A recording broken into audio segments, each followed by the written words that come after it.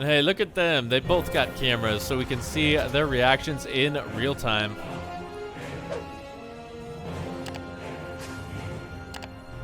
You know, I think these guys should play poker.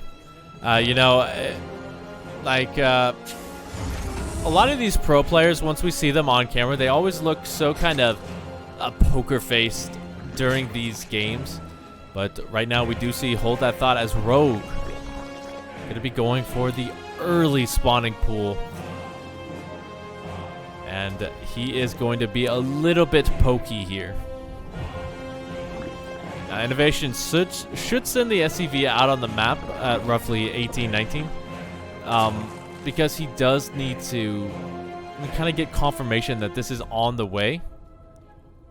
But yeah, this isn't going to be too all in, as he does drop that natural hatch. So this is just going to be a little bit of pressure and try and delay the natural of his opponent.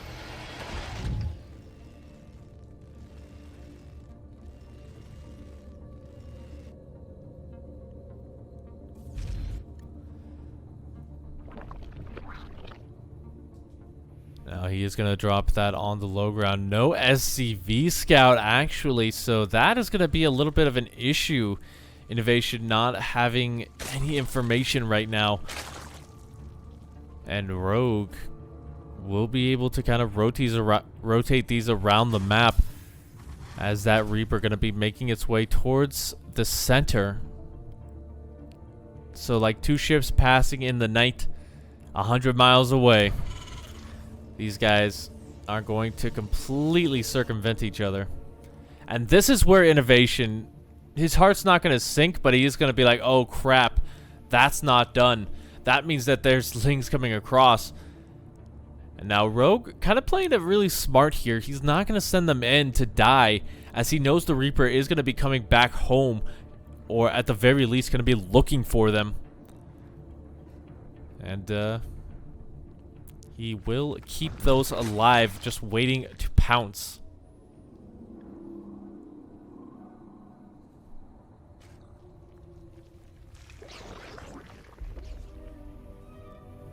Looks like speed will be done in just a couple of seconds. The Reaper still a little bit out of position, but now there is... Actually, there's no Marine. Innovation is able to get the wall up, though, so that will keep him safe.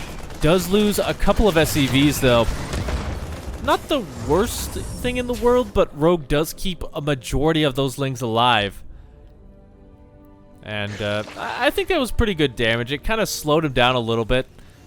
The thing is, Innovation is going for the third CC, so he should be able to power up a lot quicker, so it's not going to be the biggest of deals for him.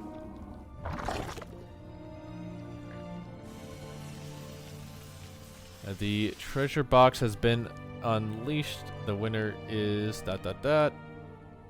Oh, congratulations to the treasure box winners. I don't know what that is, but, you know. Still congratulations all the same.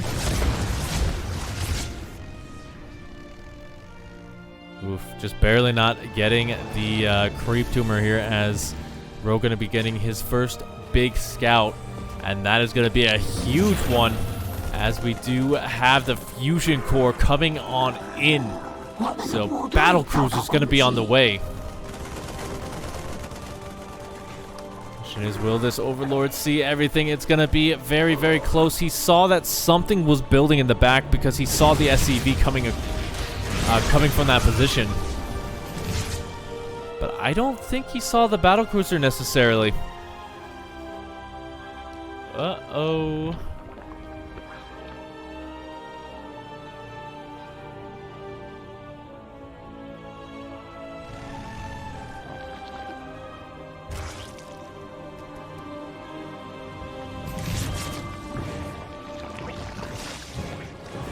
Alright, but there are queens in position.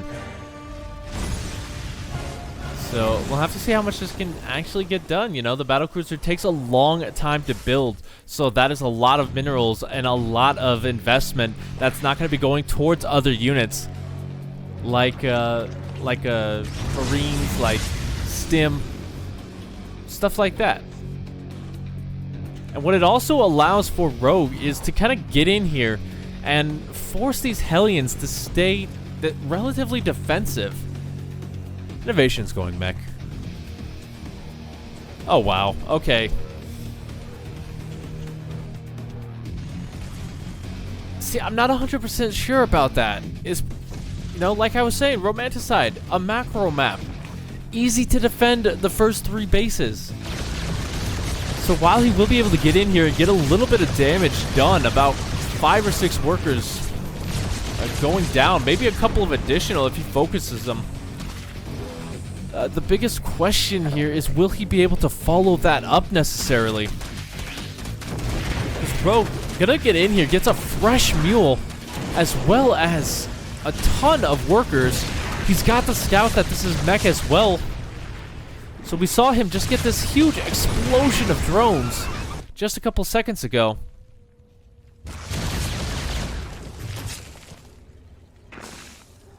And from here, like, he doesn't really need to add on too many additional drones. Instead, he should just be focusing on spreading that creep out, getting it so that if innovation comes across the map, he's got a long way to go on that creep. And really from there, he just needs to stay aggressive in cleaning up a lot of these harassments and such, as well as aggressively expanding, just to make sure that he doesn't fall behind in terms of that gas count.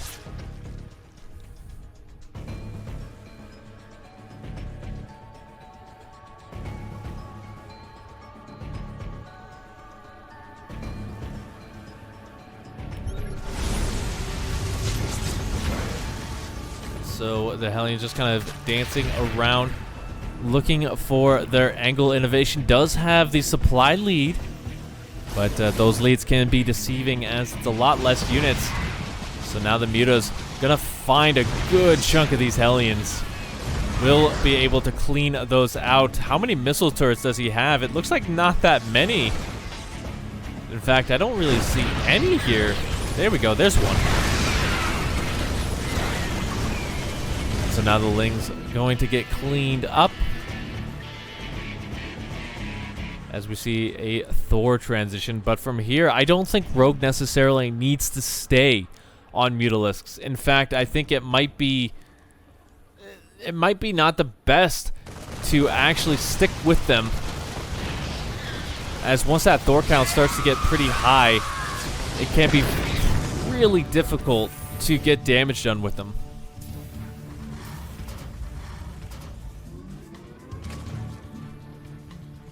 But still utilizing their mobility for the time being, doing a really good job of kind of just staying one base ahead in terms of that expansion.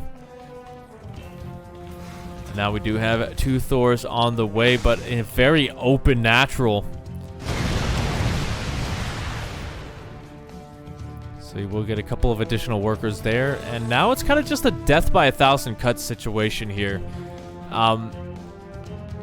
That's got to be Rogue's big game plan, because you're not going to be able to take the fight straight up with what he has. He's got a couple of Banes, some Lings, and the upgrade advantage. So it's really just gonna have to be whittle down your opponent, force him to remake these very big, expensive units, and then just kill him when he can't do it fast enough. The Hellion as well going to get a pretty good scout, as we have a little bit of lag right there. He's going to see everything, sees the fact that Hive will be on the way relatively soon. But now we have Rogue going for another big strike here with these Banelings. Going to be able to do quite a bit of damage if Innovation's not paying attention.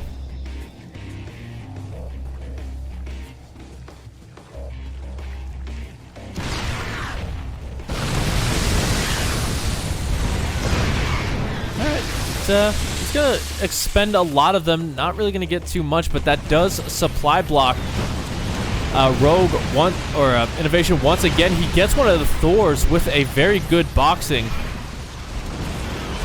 Going to prevent a lot of those SCVs from rebuilding that wall as well. But yeah, from here, double Nidus Worm. These mutas still getting lots of work. And he did whittle down the defenses and force Innovation to stay at home. A couple more times, and that's all he's going to really need.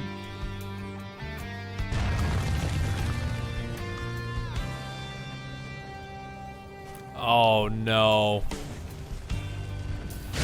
Oh, okay. This is really bad here for Innovation. He doesn't see that base go on up, so these Lings are going to be able to just decimate his economy.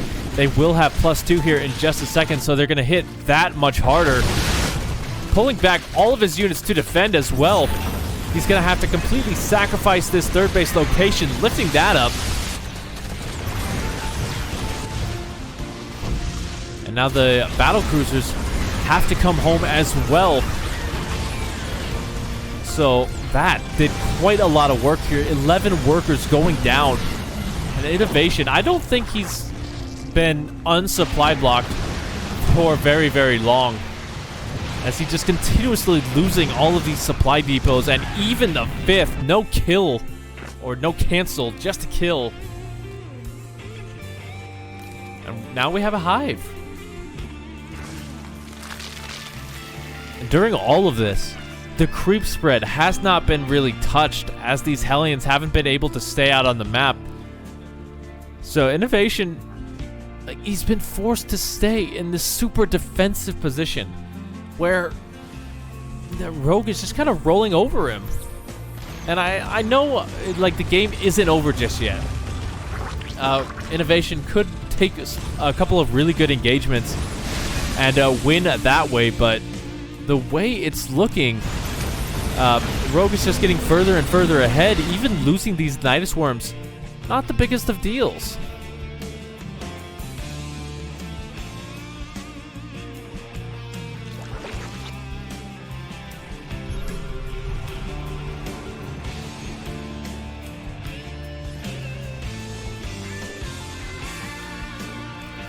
But now, the best thing for Innovation is that Rogue is still very heavy into this muta count, and Innovation has a ton of Cyclones available to him, so it's going to be a little bit difficult to take a good engagement with those Mutalisks. So we should be seeing some sort of transition out of Rogue very, very soon. Probably just wants to trade out the Mutalisks for some good trades before going into that, since he is completely maxed out right now. Wall is down. So these Lings will be able to get in here and just do a little bit of harass, a little bit of scouting as well. Sees everything. Might get the Thor, but no dice there.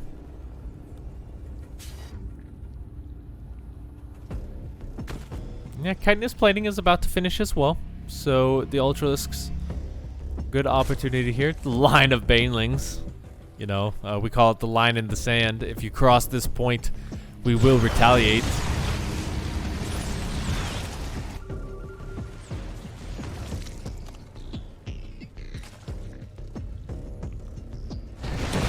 But here we go. The Nidus Worm going to be dropped into the main base.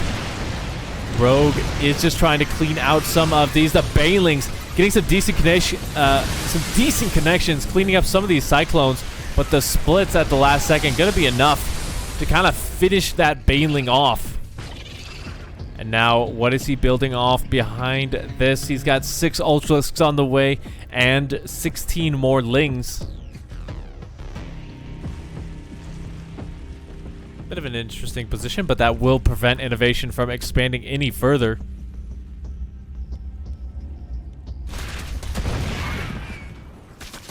Oof. Siege Tank's not in position either, so that will not be good for him here. He does get that cleaned up. Will lose a couple of additional workers, though. And once again, these Battlecruisers going to be under threat. Well, I think one of them will go down. Not going to be able to shoo those away. Now the SCV count getting lower and lower. I think the Nidus Worm in the main base might get up, and it does indeed. There's Ultralisks inside.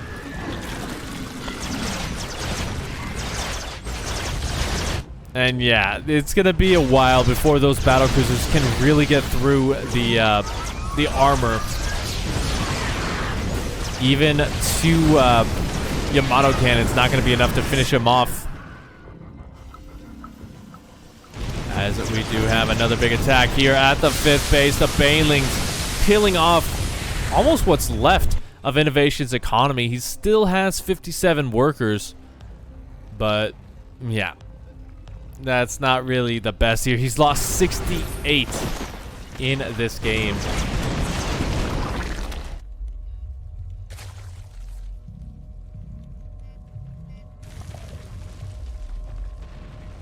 Pardon me there.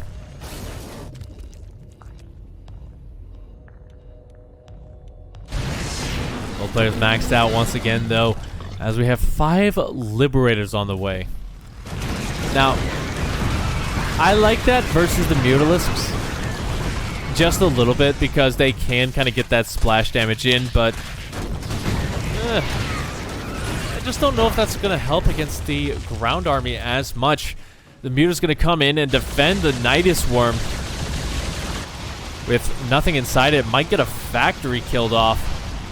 Oh no, the Battlecruisers, they're going to jump on top of this, but that is going to be their downfall.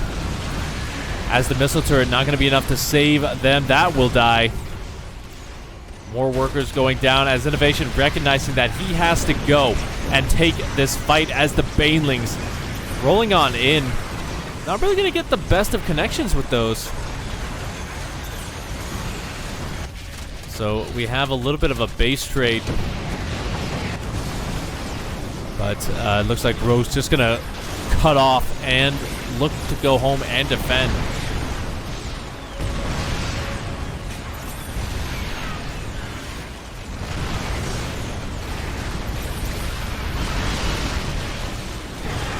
Wow. Okay, a huge Muta Ball goes down.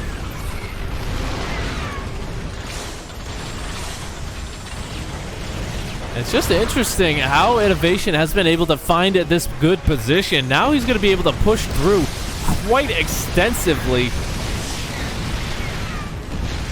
And now he's just got to keep this up. Like, he's got to go a little bit further. 9 Ultras are on the way, but they're going to have to fight underneath these liberation zones. The air army has been decimated. That is gone. And this one Ultra just doing what it can to keep the damage up on the other side. But these Ultras, oh my god, they are trying to fight by themselves. It's not really working for them either. So what started out as just Innovation getting dethroned quite heavily, it's looking like he might be able to close this one out.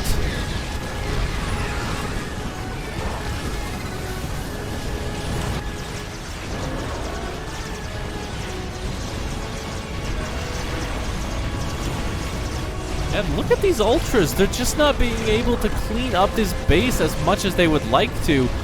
And now losing the Hive, he's lost a good majority of his tech.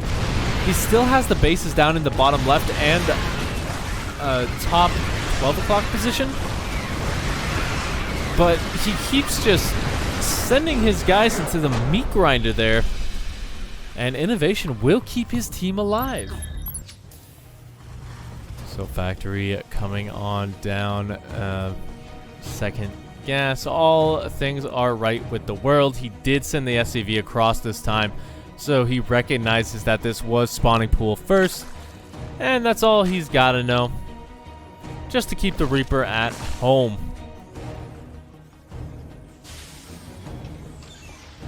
Is banging up quite a few minerals as well. So let's see if he does drop down that third CC. Looks like the answer is no for right now. Instead, just going to go for a more standard 1-1-1. Getting an additional round of Marines out. And, hey, that could be a Hellbat timing here, because I have seen this where the Terran player will just pop out one additional set of Marines and then switch it over to Hellion production. And that allows you to have about five Hellions by the time you want to attack. So yeah, let's see what he is gonna do with that, as we do have the Roach Warren coming out for Rogue. Super nice, super defensive, super aggressive, super everything that is right with a Zerg. Or wrong, depending.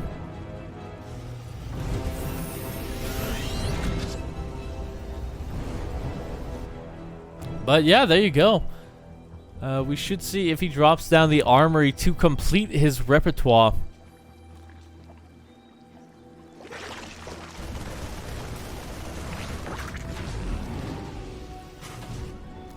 That's kind of the best thing you could do with this. Now, this does hit a little bit later, just a little bit delayed.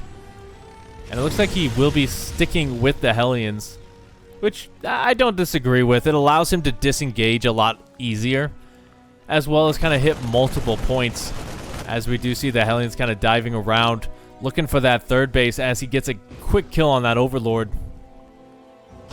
Oh, Queens are out of position now. So Innovation just kind of pulling Rogue out of position quite heavily here. But now it's Rogue's turn. He's got the roaches coming across the map, and there's not really that much splash. He will have the Banshee out, which is really nice. So he should be able to not take too much damage with this. But at the end of the day, this is still a very big commitment from Rogue. No more workers. 30. He has stopped at 35. So he's putting himself on a pretty big timer to get things done. First things first, he's got to break through that wall. SCVs are pulled, but he does lose 2 of those Ravagers very, very quickly as he tries to deal with the Banshee in the sky, but no dice, as that will be able to force this all away. And now he has to drone super heavily to defend. Otherwise, he is going to die.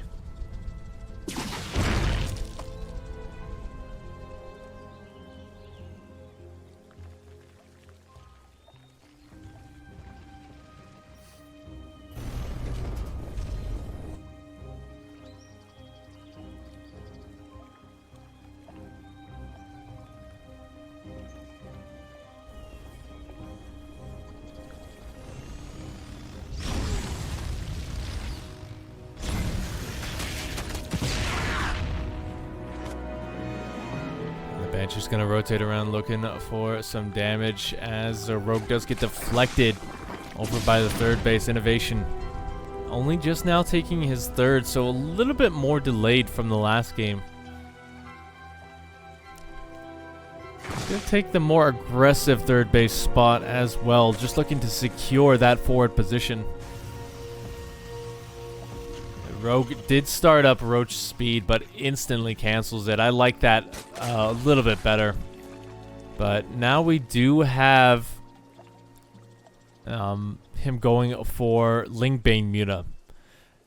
Now, the big problem with Lingbane Muta is the fact that you do get stuck on Lair Tech for very, very long, as you are expending a lot of gas, a lot of minerals, and looking to trade out with your opponent a lot in order to kind of make it work. So that's what you got to really keep an eye out for, is how long does Rogue stay on that Lair Tech, and how big of a disadvantage does it put him at, since it looks like Innovation will have the upgrade lead as well.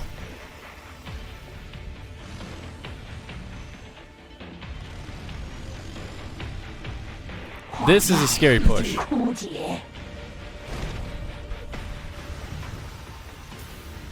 So Rogue just going to do what he can, since this huge run by in will get a lot of fresh mules. 18 workers going down. He will lose the base. No cancel, just kill. C-Tank gets a couple of good shots off, and he will be able to clean this up. Rogue just not really getting the damage done that he needs to. I know he just got 19 workers killed, but Innovation is still pushing forward. There's just not a lot of defense here for him.